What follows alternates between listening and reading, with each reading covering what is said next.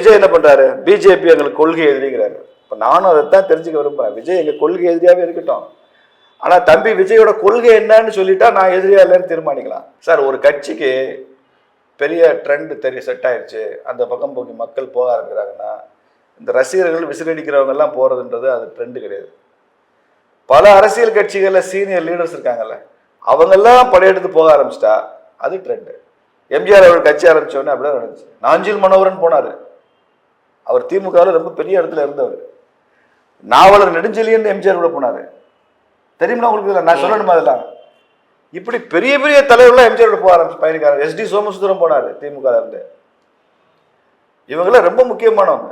Vijayakanth sir ஆரம்பிக்கும் போது பண்டுட்டு நாமச்சந்திரன் இந்த மாதிரி நிறைய பேர் போக ஆரம்பிச்சாங்க.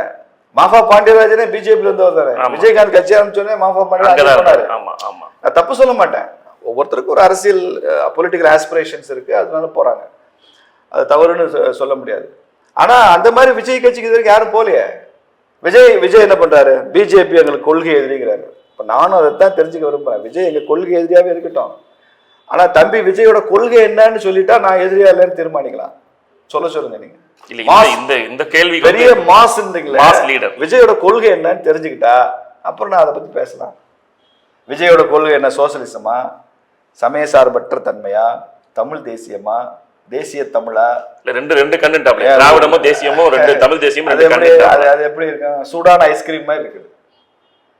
விஜய் போய் ஹோட்டல்ல உட்காந்து, ரெஸ்டாரண்ட்ல உட்காந்து சூடா ஐஸ்கிரீம் சாப்பிடுவான்னு சொன்னா அது எவ்வளவு கேவலமோ, எவ்வளவு முட்டாள்தனமோ, அந்த மாதிரி முட்டாள்தனமா இருக்கு அந்த கொள்கையை. சூடா ஐஸ்கிரீம் எப்படி இருக்கும்? திராவிடமும் தமிழ் தேசியம் எப்படி ஒன்னா இருக்கும்?